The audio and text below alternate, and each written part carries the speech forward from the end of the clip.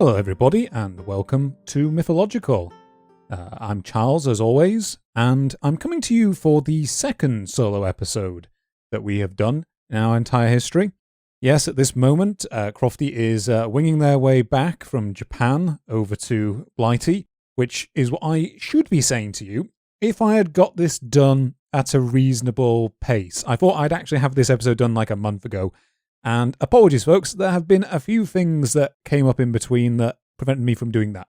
Crofty is in fact back in the UK, but understandably is a bit burnt out from finishing work and having to take what I think ended up being like a 24-hour flight to get back to Britain. So I'm going to be going it alone today in order to give them a bit of a break. Yeah, the main reason I was delayed from actually starting this episode is I don't know if I've ever said this on this podcast. I've said it on a whole bunch of stuff to do with the YouTube channel over at the Histocrat, on the community tab and stuff like that, and I've complained about it relentlessly on Twitter and Blue Sky. But I have a chronic stomach condition. It's called a hiatus hernia that has been causing me a lot of grief over the last year or so. And it kind of flared up a bit in the last couple of months, particularly in late February. And that has slowed me down from working on various different projects. But enough of that, I'm finally healthy enough to do a solo record, and I've gone ahead and picked out a topic that I think we can have a grand old time with today. So, because I've once again forgotten to introduce what this podcast actually is, hello, this is Mythillogical, a podcast about all things mythology, legends, and folklore. And today we're going to be talking about a bit of a wildcard topic compared with what we mentioned at the end of the last episode. You may remember that we very subtly, in air quotes, hinted as to what the next episode topic was going to be.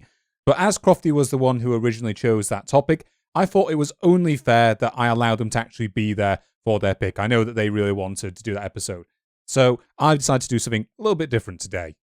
So in the time in between, I've picked out what I thought would be a nice, simple topic that would effectively be a mini episode. And it's become a little bit bigger than that. It's probably going to be a short main episode, probably the shortest main episode we've done. But there is something relatively substantial here to talk about. And the topic that I have chosen is the Flying Dutchman. So for anyone unfamiliar, the Flying Dutchman is usually described as a ghost ship crewed by either the damned or the dead, which is often said to glow either green or red, and which is considered an ill omen for any who sight it.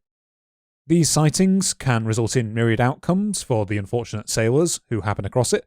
One popular result is that their ship is cursed never to see land again, or alternatively its appearance can herald all sorts of horrible things such as sickness, starvation, insanity, and death for the crew. The crew and captain of this phantom vessel are usually said to be afflicted by a terrible curse, which was inflicted upon them either for their sins against God or due to a deal with the devil. And as a result, they are forced to wander the seas for all eternity without ever reaching port. One variant I did come across a little bit of my writing as well is that sometimes they're supposed to wander until the Day of Judgment. In later tellings of this story, this curse is often said to have come from the vessel's attempt to round Cape Horn at the bottom of South America during stormy weather, though as we will see today, older accounts instead have them trying to round the Cape of Good Hope in South Africa. The Cape Horn relocation of the tale is more of a modern invention. This curse also often comes with a caveat, where once every 7 years, the captain of the Flying Dutchman is allowed to return to land, and if during that time he manages to marry a woman, who in return remains faithful to him until he can next return to land, he and his crew will be freed. Some popular names for this captain throughout history have included Wilhelm or Heinrich Vanderdecken, the origins of which we will go into later in this episode. So, in more modern culture, most people are probably going to be familiar with this vessel from its appearance in the Pirates of the Caribbean franchise, as the flagship of one of its main villains, Davy Jones. A few people that I spoke to whilst I was preparing this episode also mentioned that it appears in an episode of that, frankly, most towering of pop cultural monoliths, SpongeBob SquarePants, along with the anime One Piece. I have actually seen the episode of SpongeBob with the Flying Dutchman in it. I have not seen any of One Piece because it's ridiculously long and I don't want to ruin my life by committing to watching it. No shade towards anyone who has, though. I'm told it's quite good.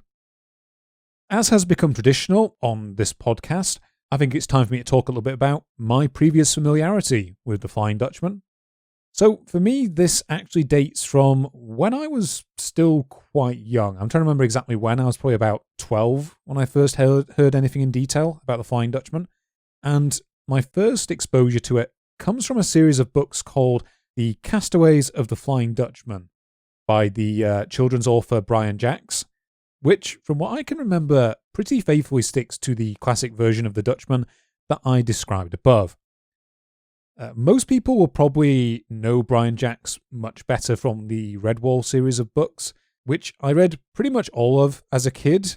Looking back on them, they were all surprisingly violent for a bunch of 90s children's books. So most of them actually just involved small anthropomorphic animals, like having wars and killing each other. Like I remember one scene from one book has like one character like with a piece of broken javelin killing like 60 of his enemies. And I remember reading that at like age 9 or 10 or whatever and thinking, I'm glad my parents didn't screen this in advance of giving it to me, because they almost certainly would have banned it immediately. But it was the 90s. I think parental supervision was maybe a bit more liberal with some of this stuff back then. So, as I've now been talking for like the better part of 5 minutes and still haven't really gotten into the main body of the episode, let's move things along. So what I want to do with today's episode is to begin by examining the earliest mentions that we have of the legend, how it went on to evolve and become more popular in early literary accounts, and then to talk about a potential explanation for the various sightings of the Dutchman that there have been throughout history, and also how in many ways the Dutchman was reclaimed as a pop culture symbol by its eponymous country over the course of the 20th century. So before we get going, I'm going to start by quickly outlining my sources that I use for this episode. Finding academic sources for this episode turned out to be quite difficult. To my surprise, the Dutchman is not that well trodden as an academic topic. There are actually more academic papers out there which make reference to the Dutchman in a comparative or figurative sense for a different subject than are actually about the Dutchman itself. However, one useful article I did find, and that effectively formed the backbone of this episode and the main elements that I'm going to talk about, is the article Manifestations of the Flying Dutchman by Agnes Andeweg of Maastricht University. So I'd highly recommend that article for giving a good overview of the Dutchman's appearances throughout history and the various symbolism and meanings behind how it has been used by authors over the last couple of centuries. Now, I also used a small section from the folklore article In Search of the Dutch Lore of the Land, Old and New Legends Throughout the Netherlands by Theo Mazza. And on top of those, I used a few chunks from the book Don't Shoot the Albatross by Jonathan Eyers. This last work is very much not an academic work.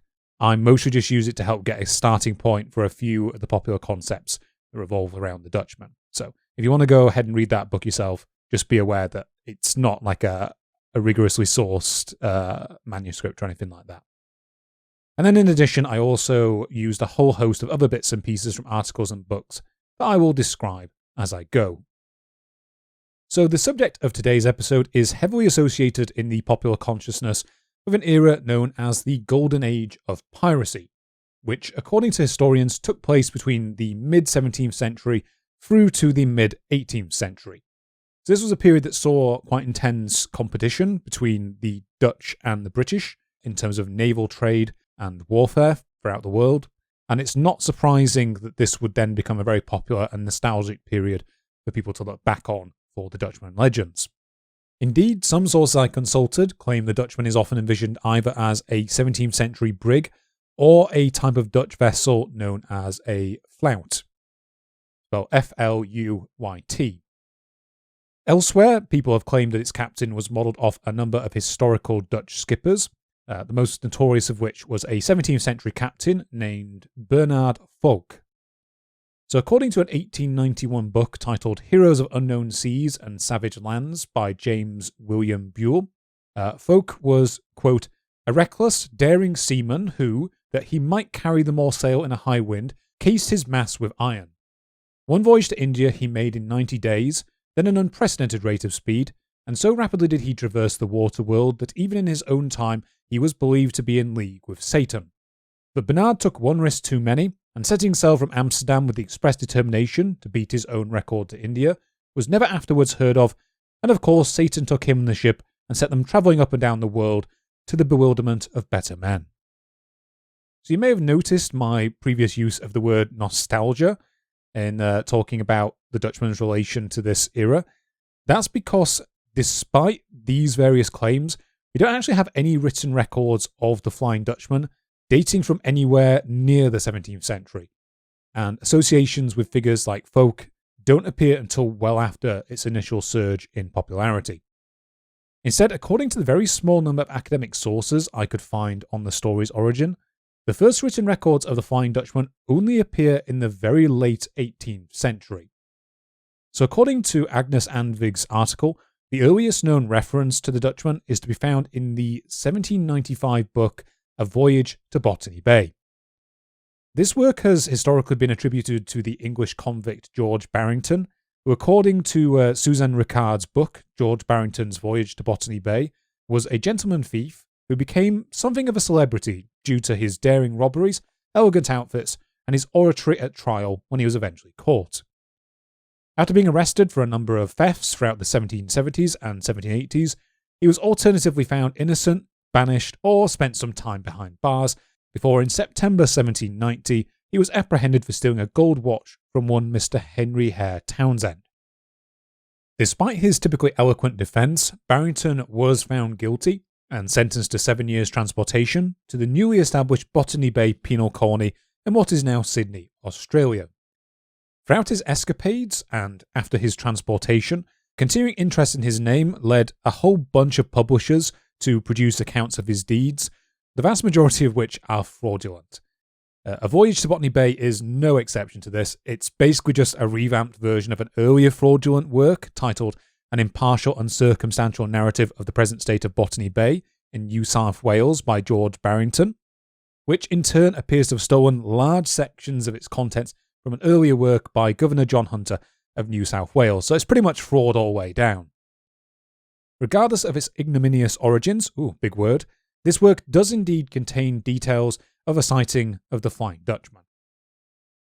So in it, Barrington, in air quotes, claims to have sighted the vessel after his ship had left the Cape of Good Hope in South Africa, where they immediately ran into heavy seas.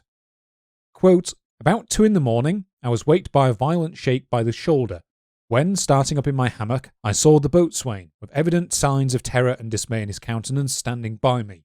'For God's sake, messmate,' said he, 'hand us the key of the case, for by the Lord I'm damnably fearified.' For do you see, as I was looking over the weather bow, what should I see but the Flying Dutchman coming right down upon us, with everything set. I know it was she. I could see all her lower deck ports up, and the lights fore and aft, as if cleared for action. Now as how do you see, I'm sure no mortal ship could bear her lower deck ports up and not founder in this here weather. Why, the sea runs mountains high. Must certainly be the ghost of that there Dutchman that foundered in this latitude, and which I have heard say always appears in this here quarter in hard gales of wind." Apologies for the accent I'm putting on, this is just the vibe I'm getting from the verbiage. After a few drinks, the boatswain calmed down, and Barrington accompanied him out onto the deck. Here he found that the night sky had cleared up, and whilst the sea remained high and the gale fierce, there was no sign of any other ship. However, according to the deckhands, the sky had been cloudy some half an hour earlier, and Barrington assumes that the boatswain had simply mistaken a cloud for the vessel. Interestingly, this, I'll call him Pseudo-Barrington in the ancient Greek style, also gives an origin story for the vessel earlier in his account. Quote, "It seems that some years since a Dutch man of war was lost off the Cape, and every soul on board perished. Her consort weathered the gale and arrived soon after at the Cape. Having refitted and returning to Europe, they were assailed by a violent tempest nearly at the same latitude. In the night watch, some of the people saw, or imagined they saw, a vessel standing for them under a press of sail, as though she might run them down. One in particular affirmed with was the ship that had foundered in the former gale, and that it must certainly be her, or the apparition of her. But on its clearing up the object, a dark thick cloud disappeared. Nothing could do away the idea of this phenomenon on the minds of the sailors, and on their relating the circumstances when they arrived in port, the story spread like wildfire, and the supposed phantom was called the Flying Dutchman. From the Dutch, the English seamen got the infatuation, and there are very few Indiamen, but what someone has on board who pretends to have seen the apparition. Now, I think there are some pretty obvious reasons to be dubious of this account, given that it comes firstly from a fraudulent document, and as such, you could reasonably conclude that it was wholly invented in order to pad out this book. However, as I'm about to go into, there are other accounts around the same time that do give a broadly similar outline of the vessel's origins and attributes. Before moving on, I do want to point out that this pseudo-Barrington does attribute this fable to originating from Dutch sailors, and thus, whilst the early literary development of the Dutchman in the decades ahead is going to largely be the product of British authors, I think it's fair to say that the Dutch do have an argument that it is their own native legend. I say an argument because, without us having really any earlier or more reputable sources, it's not really something that we can corroborate either way.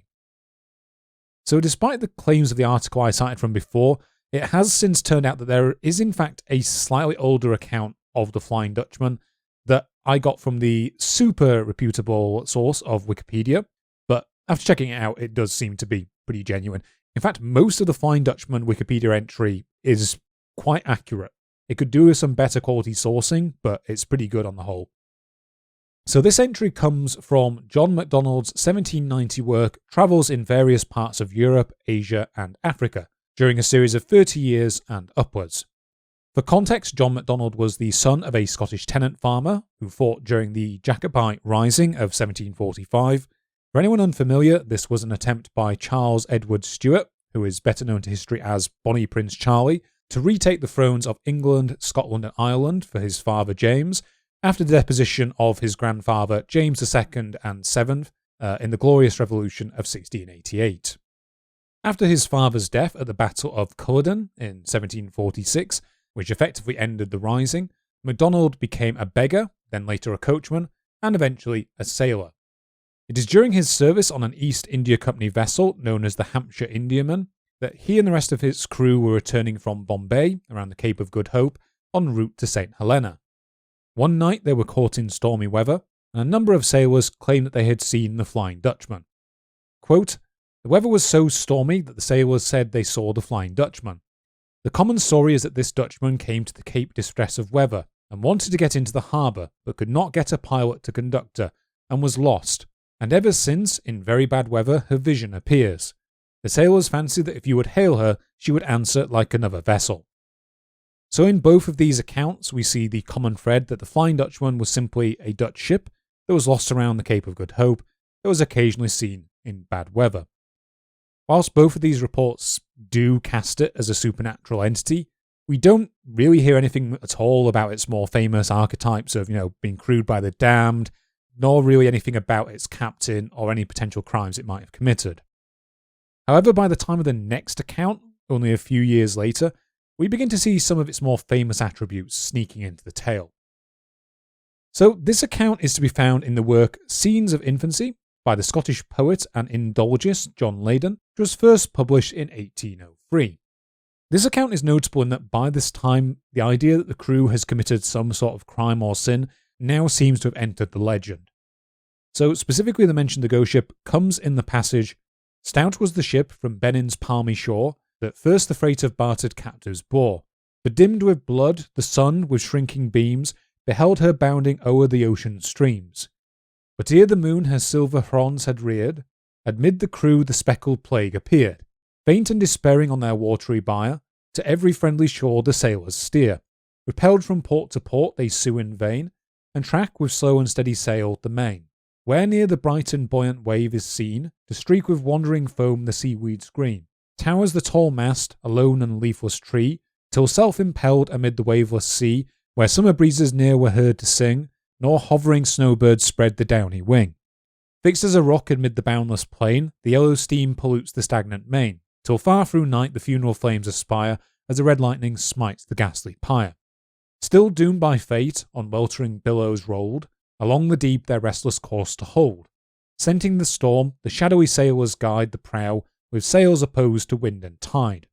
The spectre ship, in livid glimpsing light, glares baleful on the shuddering watch at night, unblessed of God and men, till time shall end, its view strange horror to the storm shall lend. So this account is not simply a literary one, as Leyden and other poets at the time seem to have used a footnote system, which helped to explain some of their allusions to real-world legends or events that the reader may be unfamiliar with.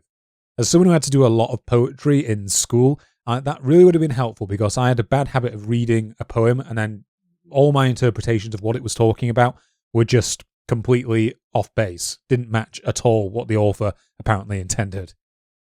So helpfully Leyden includes just such a footnote in order to explain his use of the Flying Dutchman. Quote, "It is a common superstition of mariners that in the high southern latitudes on the coast of Africa, hurricanes are frequently ushered in by the appearance of a spectre ship, denominated the Flying Dutchman. At dead of night, the luminous form of a ship glides rapidly, with topsails flying and sailing straight in the wind's eye. The crew of this vessel are supposed to have been guilty of some dreadful crime in the infancy of navigations, and 2 have been stricken with the pestilence. They were hence refused admittance into every port, and are ordained still to traverse the ocean on which they perished, the period of their penance expire." So Andeweg's article does cite this poem as an early example of the Dutchman specifically being evoked as a slave ship, indeed the first to commit that loathsome practice. Whilst I can understand the logic of that conclusion, and Leyden does describe it as such in the text of his poem, I do want to just quickly note that the specific detail goes unmentioned in Leyden's more factual footnote, where he only mentions it as having been guilty of some unspecified crime. However, to the best of my knowledge, this is the first account that does directly tie the fate of the ship and its crew to their crime, rather than simply have been unlucky in the previous accounts. And obviously this would then go on to become one of its major motifs in the century ahead. It also seems unlikely that Leyden took this association with slavery from any previous superstition he had heard, and he did travel to India and back during his lifetime, so there would have been ample opportunities for this to happen. The reason I say this can be seen in a note from a work by his friend, the much more famous poet Sir Walter Scott, who included the Dutchman in one of his own poems some years later. So Scott's probably best known today for works such as Ivanhoe and Rob Roy. So in the note, he states that, quote, "My late lamented friend, Dr. John Leyden, or Leyden, has introduced this phenomenon into his scenes of infancy, imputing with poetic ingenuity the dreadful judgment to the first ship which commenced the slave trade." So yeah, that's why I personally seem to think that it was an invention of Leyden. This thread in itself doesn't really seem to have been picked up upon by the next set of authors who would go on to popularise the legend to a wider audience. However, as best I can tell, this tale is the first to associate the Dutchman with an outbreak of the plague, and that is a detail that is indeed elaborated on by some later authors. So from this point onwards, a small number of other poems begin to be published that include the Dutchman, most of which tie them to some form of crime. The most notable examples are the 1804 poem written on passing Dead Man's Island by Thomas More, and in the previously alluded to 1812 poem Rokeby by Sir Walter Scott. The former of these relocates the Dutchman from the Cape of Good Hope to the other side of the Atlantic in Newfoundland, where it describes the crew as being from beyond the grave, as resembling skeleton shapes, and states the ship can sail at full speed even when no wind was blowing. According to Agnes Andeweg's article, this is something of an inversion of the later accounts, where one terrifying aspect of the Dutchman is its ability to sail under full sail regardless of the storms around it. Scott's notes are also the first to connect the ship to the crimes of piracy and murder, stating that, quote, "This is an allusion to a well-known nautical superstition concerning a fantastic vessel called by sailors the Flying Dutchman, and supposedly to be seen about the latitude of the Cape of Good Hope. She is distinguished from earthly vessels by bearing a press of sail when all others are unable, from stress of weather, to show an inch of canvas. The cause of her wanderings is not altogether certain, but the general account is that she was originally a vessel loaded with great wealth, on board of which some horrid act of murder and piracy had been committed, that the plague broke out among the wicked crew who had perpetrated the crime, and that they sailed in vain from port to port, offering as a price of shelter the whole of their ill-gotten wealth, that they were excluded from every harbour for fear of the contagion which was devouring them, and that, as a punishment for their crimes, the apparition of the ship still continues to haunt those seas in which the catastrophe took place, and is considered by the mariners as the worst of all possible omens." So here we see the introduction of the Flying Dutchman's later associations with piracy, the idea that the sighting of the ship is an ill omen, and also the continuation of the plague element found in Leyden and also Moore's poem. The way this note is phrased also makes it sound to me like these elements are less inspired by Leyden's literary accounts or the previous maritime accounts, and to me it suggests that during its circulation, the legend had already begun to take on some of its more famous aspects in the 2 decades since its reporting. Despite this, it is notable that both of these poets apparently felt the need to include various explanatory notes to describe the Dutchman's origin. Andeweg argues as a result that the legend may not have been that well known at this point outside of sailors, hence why its authors needed to explain it for the reader's benefit. In 1812, however, all of this would change. That year, the short story Vanderdecken's Message Home was published in Blackwood's Edinburgh magazine, marking the first major prose work to focus on the Dutchman.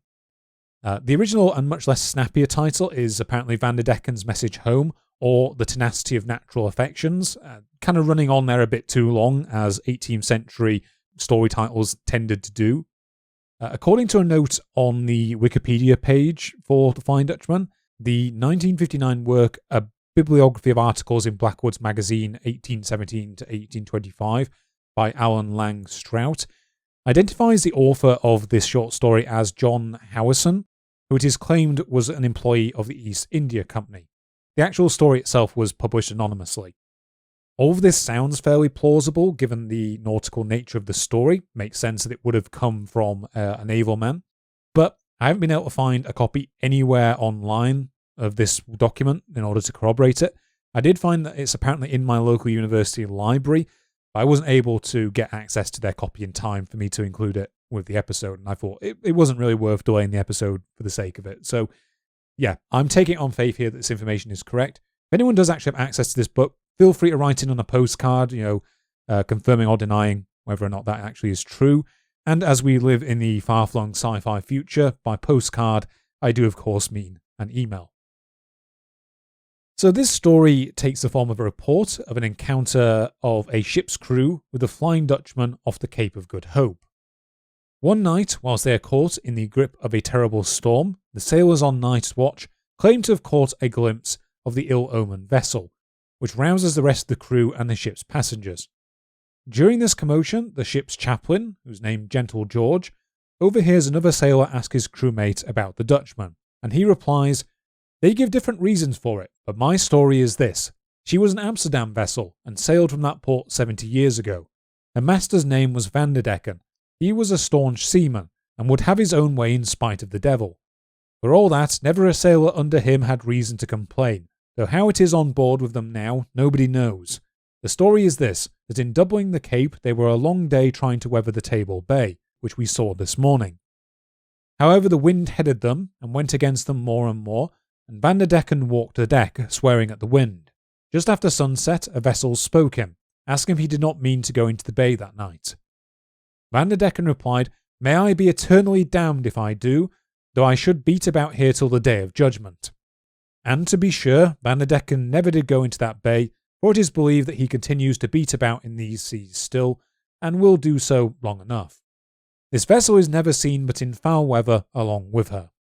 Another sailor then replies to this, saying, "We must keep clear of her. They say that her captain mans his jolly boat," so the little boat that goes between ships, "when a vessel comes in sight and tries hard to get alongside to put letters on board, but no good comes to them who have communication with him."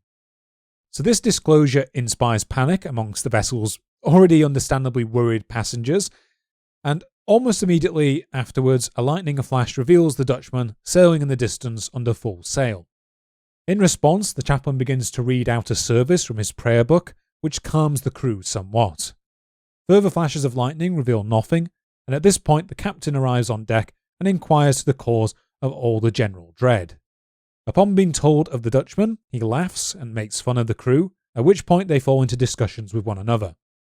Shortly afterwards, the lightning flashes again, and the same lookout who first sighted the Dutchman shouts out, Vanderdecken again! Vanderdecken again! I see them letting down a boat." A boat duly arrives carrying 4 men, and despite the crew refusing to throw down a rope, it gets close enough that one of them climbs on board.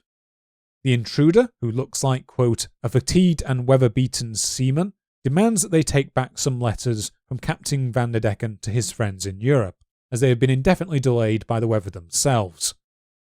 The captain of the original vessel tries to refuse, telling the ancient mariner that the friends the letters are intended for are all probably long past dead, but the sailor bursts into tears and refuses to believe him. The crew then tells him the fates of all who the letters were intended for. One is for a merchant's house that was pulled down years ago, one is for the mariner's sister, who is probably dead, and one is for Captain Vanderdecken's wife, who they claim has had the time to have married 6 more husbands by now. Despite the weeping stranger's efforts, the crew continue to refuse to take the letters, so he places them on the deck under a heavy piece of iron and leaps back into his boat, which disappears along with the Dutchman. The story then closes with the crew arguing about what to do with the letters, with none of them being willing to touch them. Eventually they decide that they will case them in wood on the deck, but as the carpenter goes to get his tools, the ship gives a great lurch, sending the piece of iron flying, and the letters blow away in the wind. The crew are then soon underway again, and after a new night watch is set, they retire to their berths. So, probably the most interesting feature of this story for our sakes is that, as far as I can tell, this story is the first use of the surname Vanderdecken for the captain of the Dutchman. As noted by Andeweg's article, this is most likely a case of us Brits being at it again and just making up a name, as apparently Vanderdecken isn't actually a Dutch surname dating from the period. Reading this, it kind of gave me the vibe of if a Dutch person was told to make up a British surname and came up with something like McEvan Smith. Get every part of the UK in there if you can. It also kind of helps us rule out the idea that this Vanderdecken was actually based on any real Dutch East India Company captains, as for obvious reasons there are none known by that name. We did talk about folks' association with the captain of the Flying Dutchman, and again, I can't find any sources dating from this period that make that connection. It appears to be much later, and possibly originate with another account that I'm going to describe later. So according to Andeweg, this story is also really the flashpoint for awareness of the Flying Dutchman in wider readership, and after this point, a whole bunch of works start to appear that feature it in some fashion. I'm going to go into that all in a moment, but I'm noticing the time getting on. I think it's therefore a time for us to have one of our corporately mandated commercial breaks. So, in a tradition of how I signed off for these last time, this episode is sponsored by the concept of existentialism. I say that because I just had a slight panic that I wasn't recording anymore, so I clicked over to my recording to see that I was indeed actually recording. I hadn't actually just been screaming into a void pointlessly, wondering if all of reality has collapsed around me and there is no longer any point to my existence. Yeah, I probably should have stopped talking about a minute ago, shouldn't I? Here's some ads. Alrighty, that sure was some adverts if our podcast provider remembered to put them in this time. Didn't last time. So getting back on track, according to Andeweg, Vanderdecken's message home is really the flashpoint of awareness for the Flying Dutchman in wider readership. It quickly became a popular story, continuing to be anthologized throughout the 19th century, and soon after would be translated into German. Its popularity also quickly inspired other works. There are too many of these for me to go into detail on all of them, but I wanted to just highlight quickly a few of the more important examples. So these include works by the American author Washington Irving, who is probably best known today for his works The Legend of Sleepy Hollow and Rip Van Winkle, and who incidentally was also in England at the time that Vanderdecken's Message Home was published. In the years that followed, he would go on to twice adapt the legend himself into short stories. These were The Storm Ship, published in 1822, and The Adventure of the Black Fisherman, published in 1824.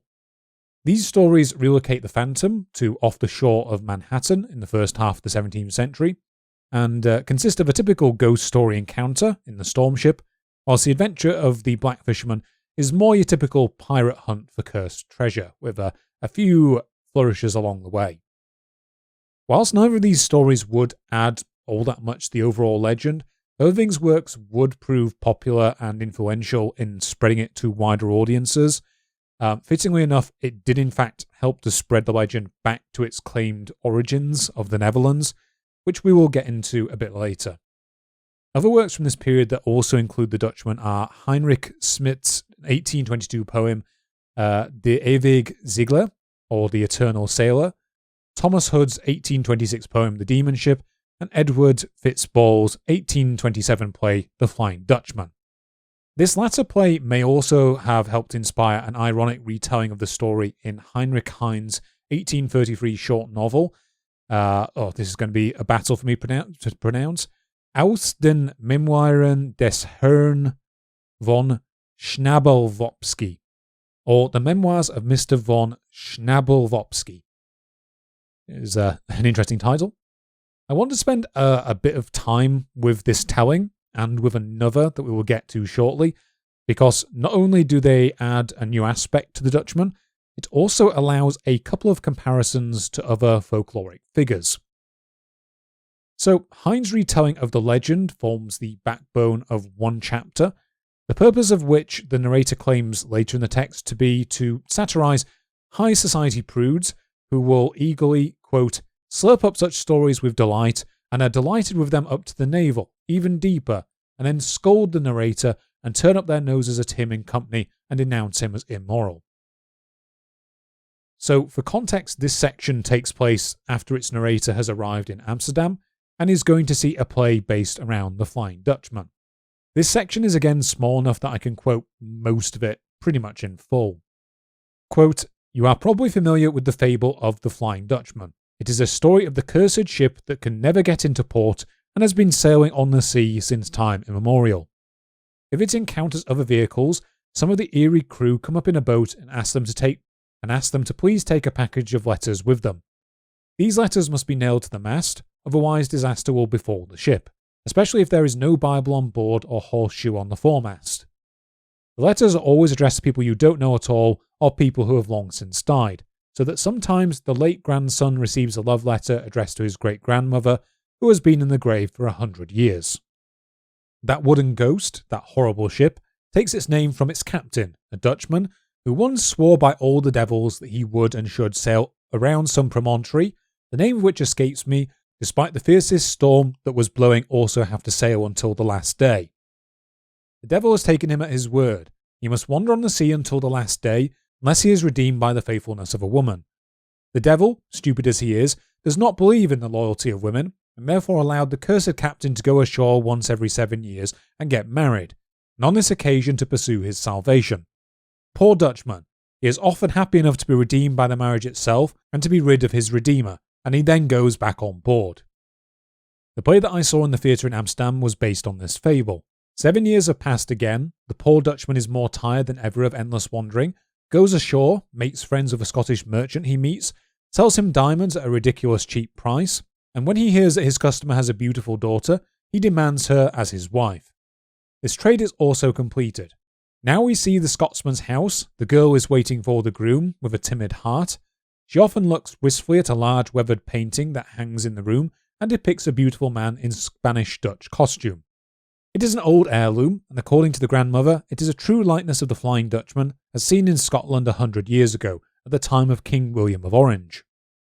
There is also a traditional warning associated with this painting that the women of the family should beware of the original. That's why the girl from childhood imprinted the features of the dangerous man on their heart. When the real Flying Dutchman enters in person, the girl is frightened, but not out of fear. He is also affected by the sight of the portrait. When he was told who to introduce, he knew how to keep all suspicions at bay. He laughs at superstition. He himself mocks the Flying Dutchman, the eternal Jew of the ocean. However, involuntarily turning into a wistful tone, he describes how Mynheer has to endure the most unheard of suffering on the immense watery desert. Now his body is nothing other than a coffin of flesh in which his soul is bored. How life pushes him away and death also rejects him, like an empty barrel that the waves throw at each other and mockingly throw back at each other. The poor Dutchman is thrown back and forth between death and life, neither of which wants to keep him. His pain is deep as the sea on which he swims, his ship is without anchor, and his heart is without hope. So Heine's version is quite obviously cribbing its initial setup from the archetypes introduced in Vanderdecken's Message Home. Interestingly, it also seems to be the earliest account that introduces another trope associated with the Dutchman, which is the idea that the captain and his crew might be redeemed by the faithfulness of a woman. Today, most people listening are probably familiar with this trope, making it into the thoroughly mediocre, I must say, third Pirates of the Caribbean film, which I don't really recommend watching, although I must admit I've only seen it once and I wasn't impressed. Any eagle-eyed listeners, that sentence made sense, might also have noticed that Heine's version of the tale also makes a curious equation between the Flying Dutchman and the anti-Semitic figure of the Wandering Jew. So for anyone blissfully unaware of this figure, according to J. Drew Stephen in the article The Wild Hunter, the Wandering Jew and the Flying Dutchman, the Wandering Jew is a legend that likely originated during the Crusades. It first appears in print during the 13th century, and the definitive version of the tale comes from the 16th century work Short Description and Tale of a Jew with the name Ahasuerus. In this tale, the Wandering Jew is a man by the name of Ahasuerus, who is a shoemaker, and whose name is the biblical form of the Persian name Xerxes. This man witnessed Christ being led to the hill of Golgotha, and when Christ attempted to pause for a second for some relief from his sufferings, he flew into a rage and refused to allow him to rest. For this act, Ahasuerus is cursed to wander the world, never to return to his wife, child, or home city of Jerusalem. Now, with a description like that, you might think that Heine would have included a comparison to this figure as an explicitly racist dog whistle, especially considering the period. However, this is probably unlikely, and the main reason for that is that Heine himself was actually Jewish. I believe he did convert to Christianity, but he was of Jewish background. Instead, it has been theorized by J. Drew Stephen that this usage was in fact an attempt to associate the Dutchman's properties with a figure that would still have been much more widely known throughout Europe during this time. Interestingly, this short novel would in turn go on to inspire an 1843 opera by Richard Wagner, known as De Vliegende Hollander. I almost certainly got pronunciation on that wrong, or just The Flying Dutchman. Wagner would openly acknowledge that he got the plot from Heine in an 1843 autobiographical sketch that he wrote, and also claims to have been inspired by a stormy voyage that he and his wife took to England in 1839 to flee his creditors.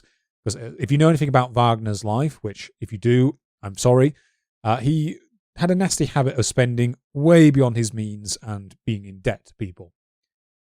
I'm going to mention a quick quote from this because it does again involve accounts from seamen of the Flying Dutchman.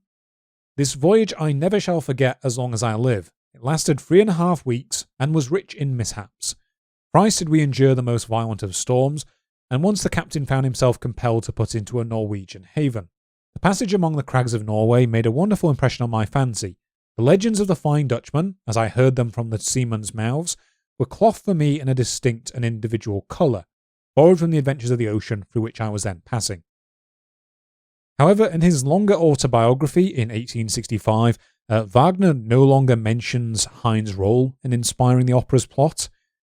Scholar Stephen McClatchy has argued in his article, The Flying Dutchman, the Wandering Jew, and Wagner's Anti-Semitism, that this was most likely due to Heine being Jewish.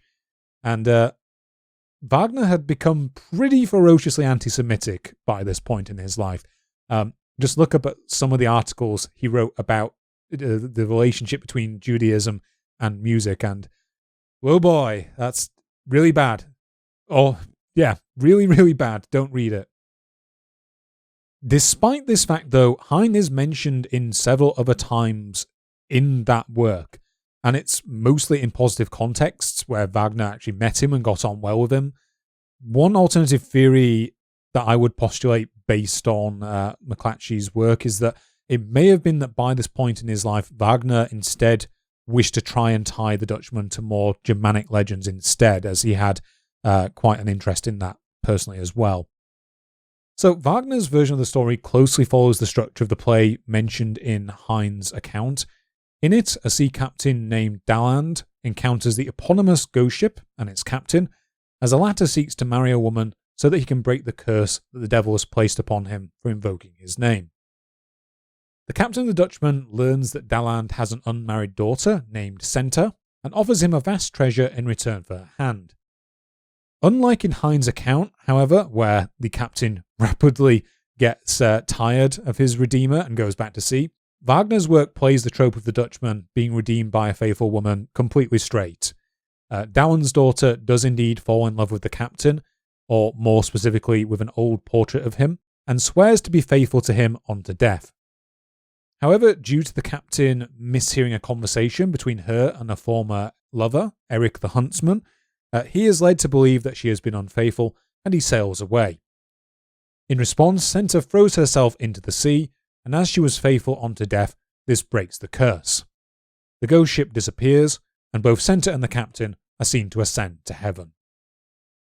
Now, in addition to continuing Heine's parallel between the Dutchman and the Wandering Jew, as seen in some notes that Wagner wrote on the topic, I've made a point of talking so much about Wagner's account because it has been argued, particularly by J. Drew Stephen, that Wagner uses his opera to invoke parallels between the Dutchman and the Wild Huntsman, or the Wild Hunt.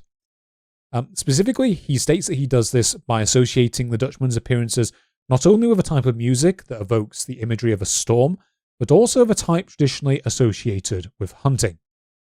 Now, we did discuss the Wild Hunt and the Huntsman a whole bunch in an earlier episode, where you might remember that we were pretty critical as to whether it was a unified legend throughout wider Europe during the medieval period. However, there is some pretty good evidence that folklore tales involving some form of spectral hunter or hunting host were widespread throughout Germany around the period that Wagner was composing his tale. Around this time, for example, Jacob Grimm of the famous Brothers Grimm would also produce something of a distilled form of the legend in his work Deutsche Mythology. So these ideas were very much in circulation, and the similar eternal wandering of the huntsman would have worked as a good parallel to the Dutchman's own wanderings for the wider German public. The selection of the huntsman as a parallel also makes sense because in Germany in particular, the huntsman was fairly regularly equated with the figure of the wandering Jew. Probably the best example that J. Drew Stevens gives is a story that he took from the 1965 work The Legend of the Wandering Jew by George K. Anderson. He claims that this story is medieval and part of a wider association between the two figures from the medieval period. I should note, though, that in his text, Anderson says that we don't actually know when in the period this story was composed, as it hasn't been studied yet. So there is a little bit of uncertainty around it. In this legend, the Wild Huntsman is a Jewish man who stopped Jesus from drinking from a horse trough during the march to Golgotha, instead pointing to the filthy water in a nearby hoofprint, observing that it was good enough for an enemy of Moses. As punishment for this act, the man was cursed to become the Wild Huntsman. So from this, you can see quite easily why Wagner would have alluded to the huntsman, giving the pre-existing parallels and his own interest in Germanic myth, as seen in things like his later Ring cycle of works. So moving on from Wagner, the real high water point, pun unfortunately intended, for the Flying Dutchman in the 19th century seems to have come in 1837. So whilst all these previous works that I mentioned did make the story somewhat famous, particularly Irving's works, beginning from that year, the novel The Phantom Ship by a then very popular naval fiction writer named Frederick Marryat was serialized in the New Monthly magazine, and its success appears to have pushed the legend to new levels of popularity. Interestingly, this novel doesn't directly focus on the Dutchman itself, but instead it follows Captain Vanderdecken's son, Philip, who goes on a long series of maritime adventures in an attempt to free his cursed father and his crew by bringing them a holy relic. This work seems to have become very popular very quickly, and over the course of the 19th century, it would repeatedly be reissued and eventually translated into French, Dutch, German, Italian, and Danish. This popularity all seems to have come despite what seem to have been pretty negative reviews from contemporary authors. I've decided to shoehorn in my favourite of these reviews here for basically no reason other than Crofty isn't here to stop me, and I found it really fun. So this review was published anonymously, but according to William Doyle Hull and his work Edgar Allan Poe, it is actually thought to have been written by him, so yet another famous person that I found a way to pull into this episode. It comes from Burton's Gentleman's Magazine, and I will read it now in a manner that I think matches its author's tone.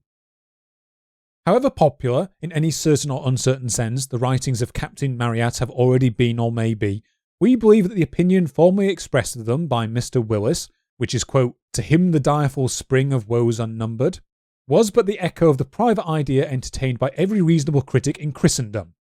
Let us give the devil his due, and accord the author of Snarly Yow what credit he may desire for a very equivocal fertility of invention, displayed in a copiousness of incident pervading his entire writings.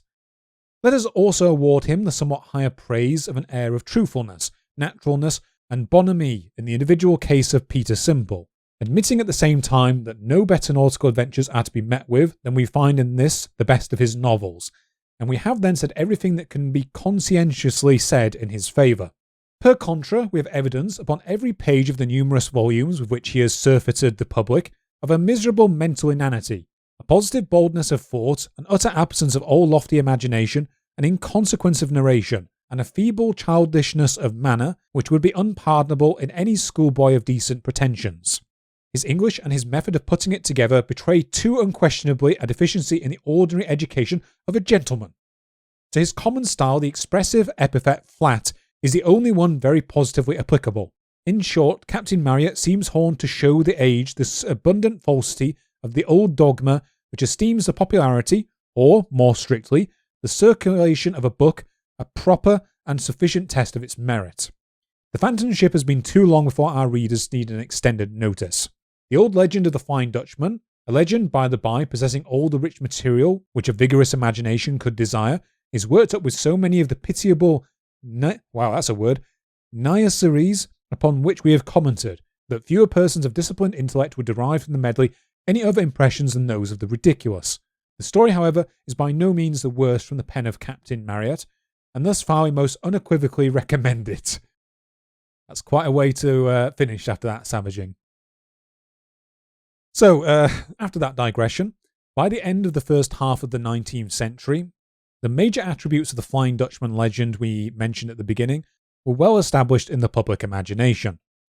After this point, its appearances in popular culture and media multiply rapidly, far beyond the point where I can really chronicle all of them here, and it would remain popular well into the 20th century. So, before we end the rest of the episode, there are a few more threads that I want to pick up on now. The first is that alongside popular depictions of the Dutchman, it also appears to have remained a common sailor's superstition.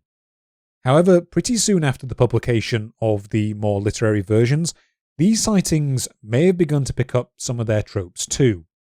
A good example of this is an account from Volume 4 of the 1835 work History of the British Colonies, which claims to describe a sighting from 1823 off Point Danger, which gives a fairly typical description of the Dutchman as a vessel denied entry to port that is now doomed to row the high seas. So that's pretty in line with what the earlier accounts before the literary versions got hold of it were reporting. However, it does also include the line, "It is said that any vessel which the Dutchman can get his letters on board of it is certain to be lost," which you remember as a main thread from Vanderdecken's Message Home and various other works. So the next sighting is probably the most famous Flying Dutchman sighting floating around out there. But before we go into that, let's just have another quick break for some lovely, delicious ads. Can you tell that I'm recording this in retrospect after the episode's already recorded? Because I forgot to put this ad break in. Luckily for us, however, this episode is also sponsored by Time Travel. So look forward to these delicious adverts served piping hot to you straight from 2092. And through the magic of audio editing, we are back. So, probably the most famous of later Dutchman sightings actually comes from much later than the period during which stories about it were experiencing their first surge in popularity. It comes from 1881 and comes from a joint journal entry between the future King George V of the United Kingdom and his older brother Albert Victor, where the two of them claim to have encountered the Dutchman whilst they were serving on the HMS Bacante? Not sure if that's correct. This sighting took place on a voyage between Melbourne and Sydney, and its details would later be published in the work The Cruise of Her Majesty's Ship Bacante. I think I said that different from the last time, but oh well. 1879 to 1882, which was compiled by John N. Dalton. So, to quote this entry, July 11th, at 4 a.m., the Flying Dutchman crossed our bows. A strange red light, as of a phantom ship all aglow, in the midst of which lights the masts, spars, and sails of a brig, 200 yards distant, stood out in strong relief as she came up on the port bow, where also the officer of the watch from the bridge clearly saw her, as did the quarterdeck midshipman, who was sent forward at once to the forecastle, but on arriving there was no vestige nor any sign whatever of any material ship was to be seen either near or right away to the horizon, the night being clear and the sea calm. 13 persons altogether saw her. At 10:45 a.m, the ordinary seaman who had this morning reported the Flying Dutchman fell from the foretopmast cross trees onto the topgallant forecastle and was smashed to atoms. There is also one final sighting that I want to briefly mention, which I found thanks to an article by Martin Fone, writing for the magazine Country Life, titled Curious Questions, What Really Happened to the Flying Dutchman?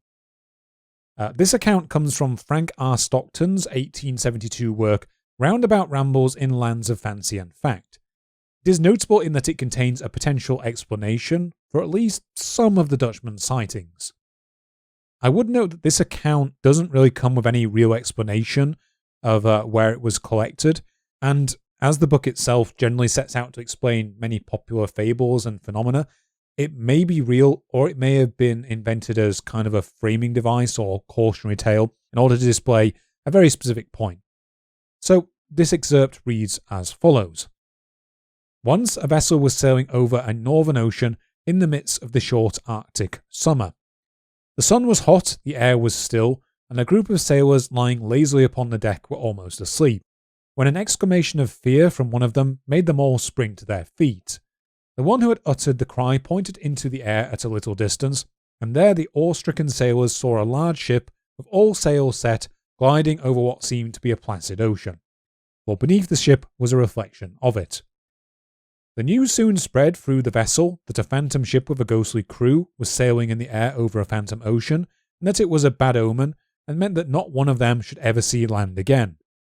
The captain was told the wonderful tale, and coming on deck, he explained to the sailors that this strange appearance was caused by the reflection of some ship that was sailing on the water below this image, but at such a distance that they could not see it. There were certain conditions of the atmosphere, he said, when the sun's rays could form a perfect picture in the air of objects on the earth, like the images one sees in a glass of water, but they were not generally upright, as in the case of this ship, but reversed, turned bottom upwards. This appearance in the air is called a mirage. He told a sailor to go up to the foretop and look beyond the phantom ship. The man obeyed and reported that he could see on the water, below the ship in the air, one precisely like it. Just then another ship was seen in the air, only this one was a steamship, and it was bottom upwards, as the captain had said these mirages generally appeared. Soon after the steamship itself came in sight, the sailors were now convinced and never afterwards believed in phantom ships. So this is now repeated as a common explanation online, the Flying Dutchman's origin, that most of its sightings actually occurred as a result of a type of mirage known as the Fata Morgana. This is a phenomenon commonly seen in the polar regions, and it is argued by Jonathan Eyers in Don't Shoot the Albatross. This might explain why it has been reported in association with the very southerly Cape Horn. I will say that from what I can tell from doing some very basic reading into this topic, the Fata Morgana doesn't appear to be as clean-cut as that account I read makes it sound, and the accompanying illustration in it actually shows a ship appearing much higher above the horizon than it actually is. So if you look up examples of the Fata Morgana online, it's a much more subtle and complicated effect. So you can almost get like triple mirages and things appearing as well, very unusual. This theory might also kind of fail to explain the initial association of the Dutchman with the Cape of Good Hope in South Africa, given that it's a lot more northern than Cape Hope. It's not really anything near the Arctic Circle. So to my mind, that doesn't really explain that. Outside of this explanation, other common reasons may be simply that sailors in the 19th or 18th centuries who were already scared by what would have been the really horrifying conditions of a storm back in those days. There's a pretty good chance that if you get caught in a really bad storm, that might just be it for you. People put in that situation may have just had a leap of imagination during the dark conditions, as described in George Barrington's account, where the boatswain mistook a cloud for the Dutchman. Or alternatively, they may have spied other vessels in the area when they were under such conditions, and that they weren't generally expecting to be around, and as a result connected them with the Dutchman. Notably, the 1891 book, Heroes of Unknown Seas and Savage Lands, by James William Buell, that I mentioned towards the beginning of this episode, also described the Dutchman as a dying superstition by his time, due to the invention of the steam vessel and better lights for navigating fogs and storms that would lessen the chance of things being mistaken for another ship.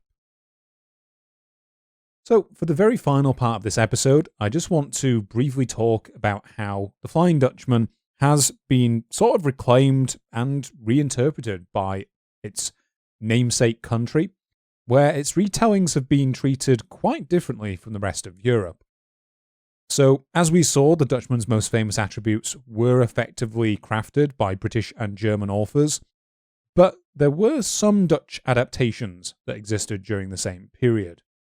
So, according to Andeweg's article, Irving's stories had reached the Netherlands by 1827, and in 1837, J.J.A. Gouverneur, spelled very similar to governor, but it's slightly different as Dutch is compared to English, he would produce the poem Het Vliegen Schip, whose intent of recasting the Dutchman as a purely Dutch legend can be seen from the fact that he subtitled it A National Legend.